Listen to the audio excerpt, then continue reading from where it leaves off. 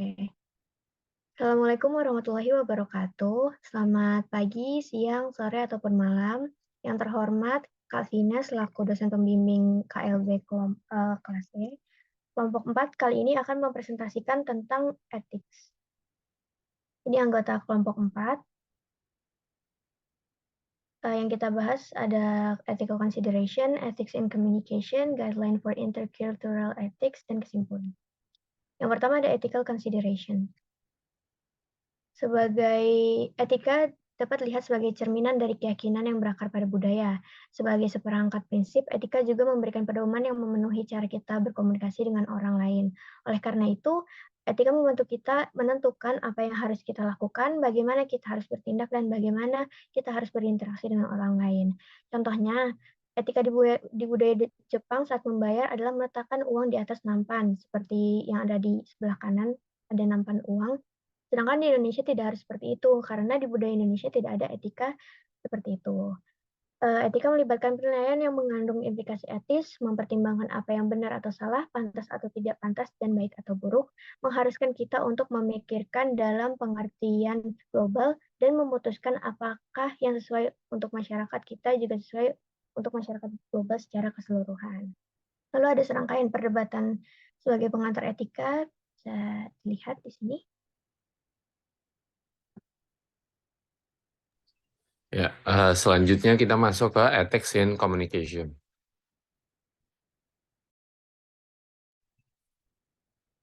Di dalam ethics and communication dijelaskan bahwa komunikasi merupakan sebuah instrumen yang dapat digunakan dalam segala hal.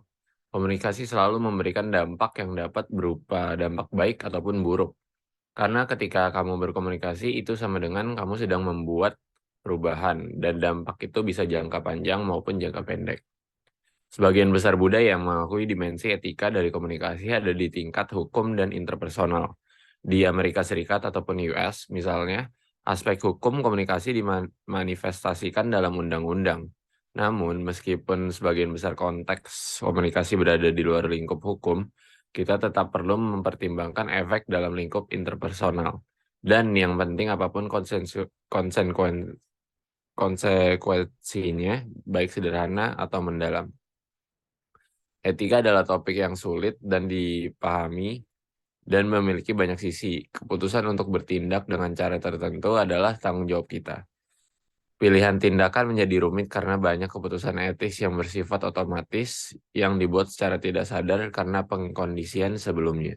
Sistem etika menunduk pada budaya. Tidak ada moralitas absolut dan seperangkat prinsip-prinsip etika universal. Terdapat perspektif relativisme dan universalisme untuk menangani masalah etika. Oke, relativisme budaya adalah pandangan etika yang berpendapat bahwa sistem nilai dan moralitas dapat bervariasi antara budaya yang berbeda. Dalam perspektif ini, semua sistem etika dianggap sama validnya, dan tidak ada satupun sistem yang lebih baik dari yang lain. Artinya apa yang dianggap benar atau salah ditentukan oleh budaya tersebut. Nah, perspektif relativisme ini, etika menyatakan bahwa nilai-nilai dan moralitas terkait secara budaya dan terutama bergantung pada perspektif budaya masing-masing. Premis filosofi dasar dari relativisme ini adalah tidak ada satupun moralitas yang sejati. Jadi setiap kelompok itu memiliki moralitas sendiri yang berkaitan dengan keinginan dan nilai-nilai mereka. Nah, contoh kasusnya ini mengkonsumsi daging sapi dianggap dapat diterima secara moral di banyak budaya. Karena memang daging sapi ini merupakan sumber makanan pokok. Nah, namun dalam agama Hindu dan beberapa budaya juga di India, sapi ini dianggap hewan suci dan mengonsumsi daging sapi ini dianggap salah secara moral. Kemudian kita masuk ke dalam universalisme atau universalisme budaya. Universalisme budaya ini adalah pandangan yang berlawanan dengan relativisme budaya. Universalisme meyakini bahwa terlepas dari siapa orangnya, konteks, waktu atau tempatnya, ada prinsip-prinsip etika yang berlaku untuk semua budaya. Contoh kasusnya itu ketika kita tinggal di sebuah desa yang di mana ada budaya lokal yang menganggap bahwa berbohong adalah tindakan yang sangat buruk dan tidak etis. Kemudian ada salah satu tetangga kita yang berbohong kepada tetangga lain tentang satu hal yang sepele.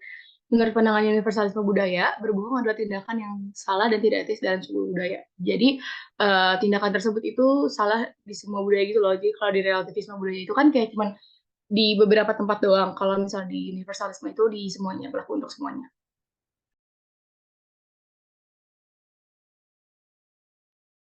Oke, selanjutnya ada guideline for intercultural ethics atau pedoman etika antar budaya.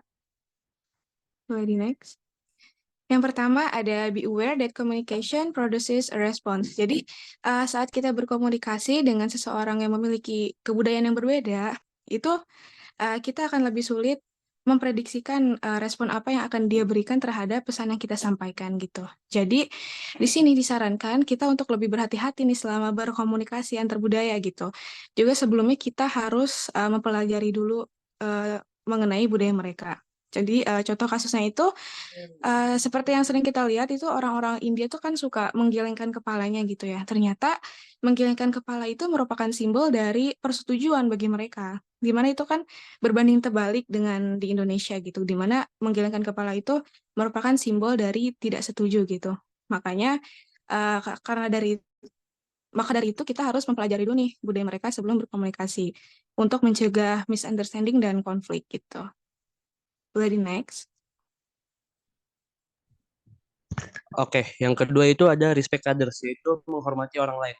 Nah, Deklarasi Hak Asasi Manusia Perserikatan Bangsa-Bangsa itu yang ditulis tahun 1948 juga menyatakan hal berikut dalam artikel pertama dari 30 artikelnya, yang berbunyi all human beings are born free and equal in dignity and rights. They are endowed with reason and conscience and should act towards one another in a spirit of brotherhood. Nah, terus Confucius ini seorang filsuf asal Cina juga membicarakan perhatian etika ini, yaitu without feeling of respect, what is there to distinguish man from beast? Nah, jadi dalam masyarakat yang terglobalisasi, kita itu harus menghormati norma-norma budaya lain. Nah, contoh kasusnya itu misalkan ada dua pria yang udah berteman lama. Nah, pria pertama itu yang merupakan pria yang berasal dari suku Batak. Sedangkan pria kedua berasal dari suku Jawa. Nah, pria yang berasal dari Batak ini bicara itu tegas dan suara tinggi. Sedangkan pria yang berasal dari Jawa berbicara dengan lemah lembut. Nah, pertemanan mereka itu bisa bertahan cukup lama dikarenakan mereka saling menghargai satu sama lain dan saling mengerti bahwa perbedaan cara berbicara mereka hanya disebabkan karena perbedaan budaya. Boleh dilanjut? Oke, selanjutnya ada six commonalities atau cari kesamaan. Nah, pencarian kesamaan etnis adalah aspek penting dalam memperlakukan individu tanpa memandang ras, etnis, atau jenis kelamin. Nah, menurut Genova, bahwa perbedaan ketika kita melupakan perbedaan permukaan, kita akan menemukan banyak persamaan seperti tempat tinggal, inspirasi, keinginan untuk bertahan hidup, cinta, dan kebutuhan akan keluarga. Nah, di dalam dunia multikultural, kesamaan ini sangat penting. Seperti yang diingatkan oleh Profesor Samuel Huntington, ia menyarankan bahwa orang dari berbagai peradaban seharusnya mencari dan memperluas nilai-nilai, lembaga-lembaga, dan praktik yang mereka bagikan dengan orang-orang dari peradaban yang lain. Nah, studi kasus dari SIG commonalities ini atau contoh kasus dari mencari kebersamaan ini ada di bidang bahasa, dapat dilihat dari para penjual yang berada di tempat pariwisata seperti di Bali. Meskipun mereka etnisnya dari etnis Indonesia, berbeda dengan etnis para turis, mereka perlu memperluas pengetahuan bahasa asing mereka, seperti bahasa Inggris, Jerman, Jepang, Spanyol, dan bahasa yang lainnya, untuk mencari kesamaan etnis dan memperluas nilai-nilai dan praktik yang akan dibagikan dengan orang-orang yang dari peradaban lain. Next. Oke, selanjutnya ada recognize and respect cultural difference. Mantan Presiden Israel, Shimon Peres, menggarisbawahi hak semua orang untuk setara dan memiliki hak yang setara untuk berbeda. Budaya menghasilkan keyakinan, nilai-nilai, dan perilaku yang beragam. Memahami dan menghormati perbedaan budaya adalah kunci untuk mengembangkan kesadaran antar budaya dan sudut pandang etika. Selain itu, meskipun kita dapat menemukan kesamaan dalam gaya hidup dan konsumsi di berbagai belahan dunia, perbedaan dunia yang lebih dalam tetap ada dan memengaruhi cara kita berinteraksi. Oleh karena itu penting untuk menerima perbedaan budaya dengan pemahaman yang lebih baik tentang dampak dan tindakan komunikasi kita dan menjadi lebih toleran terhadap orang lain. Teks ini juga mengutip nasihat dari Thomas Jefferson, yaitu tidak ada kerugian bagi saya jika tetangga saya mengatakan ada 20 dewa atau tidak ada Tuhan. Hal ini menekankan bahwa betapa pentingnya menerima perbedaan keyakinan dengan damai. Oke, selanjutnya itu ada be self-responsible atau bertanggung jawab atas diri gitu. Nah, dalam hidup ini setiap manusia memiliki kemampuan atau hak untuk memilih secara bebas.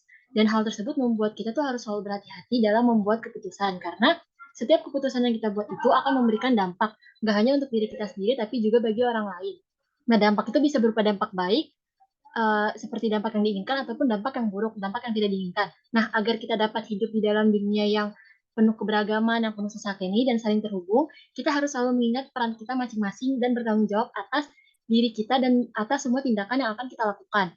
Pada pertimbangan ini, kita meletakkan kedua gagasan tersebut ke dalam konteks antar budaya. Ada 3 perspektif poin yang dijelaskan dalam bukunya Samovar, yaitu mengakui keunikan dari setiap individu, kemampuan manusia dalam melakukan pemilihan secara bebas, dan meningkatnya saling ketergantungan dalam masyarakat kontemporer. Gagasan tersebut juga didukung oleh cara pendekatan komunikatifnya Evanov terhadap etika komunikasi antar budaya. Pendekatan ini mengatakan bahwa meskipun kita ada di dalam budaya tertentu dan disosialisasikan dengan norma-norma tertentu, kita tetap dapat merefleksikan kembali norma-norma tersebut, dan bahkan kita juga dapat merefleksikan norma-norma budaya lain secara lebih kritis. Jadi kita bisa memutuskan gitu, kita mau mengikuti norma tersebut apa enggak gitu. Caranya itu dengan kita berpikir kalau misalkan norma itu masuk akal di kita dan menurut kita oh ini baik kalau misalkan kita lakuin gitu, dampaknya baik ke kita, ke orang lain juga, itu kita bisa ikutin. Tapi kalau misalnya menurut kita norma ini nggak masuk akal dan nanti efeknya tuh nggak baik di kita dan juga orang lain, kita bisa menolak norma tersebut. Contohnya tuh budaya cium tangan atau salim ketika berpamitan gitu kan. Kalau misalnya kita ngelakuin budaya tersebut di negara-negara kayak Indonesia, Malaysia, atau negara-negara serumpun kita yang punya budaya timur, kan hal itu baik gitu ya. Kita memutuskan untuk melakukan itu, efeknya baik ke kita sama ke orang lain. Orang lain akan merasa dihormatin, kita juga akan dinilai sebagai orang yang sopan. Tapi ketika kita melakukan budaya tersebut di negara-negara dengan budaya barat, itu akan jadi salah gitu ketika kita memutuskan untuk melakukan tindakan tersebut. Mereka akan nilai kita kayak, ih kenapa sih ini orang aneh gitu. Atau misalkan kayak, kita akan dinilai kurang sopan gitu karena tiba-tiba cium tangan. Jadi seperti itu. Boleh di next?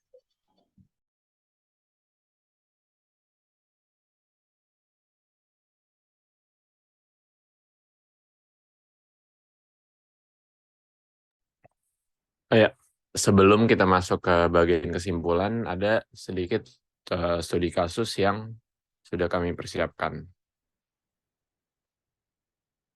Sebagai contoh, berikut ini adalah salah satu contoh interaksi mahasiswa Jawa dengan sensei di Jepang. Manner merujuk pada usaha bersama dalam berperilaku dengan tujuan agar orang lain tidak merasa tidak dihargai. Dalam budaya Jepang, prinsip Josuki na Kokorou menjadi penting karena merupakan bagian dari usaha untuk tidak mengganggu dan ataupun memberikan beban kepada orang lain. Bagi masyarakat Jepang, ini adalah prinsip yang harus dipegang teguh dalam kehidupan sehari-hari mereka. Prinsip dasarnya adalah setiap individu harus berusaha untuk mengikuti aturan yang telah disepakati bersama. Ini bukanlah hal yang sulit bagi mereka, karena jika mereka tidak ingin merepotkan orang lain, maka mereka juga tidak akan menyusahkan orang lain. Semua ini dapat dicapai dengan menjaga ekspresi wajah agar tetap menyenangkan saat berkomunikasi baik secara lisan maupun nonverbal. Oke, selanjutnya ada kesimpulan. Dari semua PPT yang tadi telah dipresentasikan, kesimpulannya adalah yang pertama, etika adalah merupakan sesuatu yang membantu kita untuk menentukan cara kita bertindak dan berinteraksi. Etika dan budaya merupakan hal yang saling berhubungan. Etika adalah cerminan keyakinan yang berakar dari sebuah budaya. Yang kedua, komunikasi memiliki banyak dampak. Tindakan komunikatif yang kita lakukan dapat mempengaruhi orang lain. Cara kita berkomunikasi tergantung pada etika kita.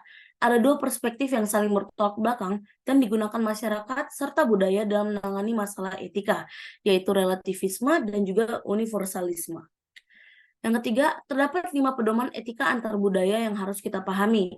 Yang pertama, be aware that communication produces a response. Yang kedua, respect others.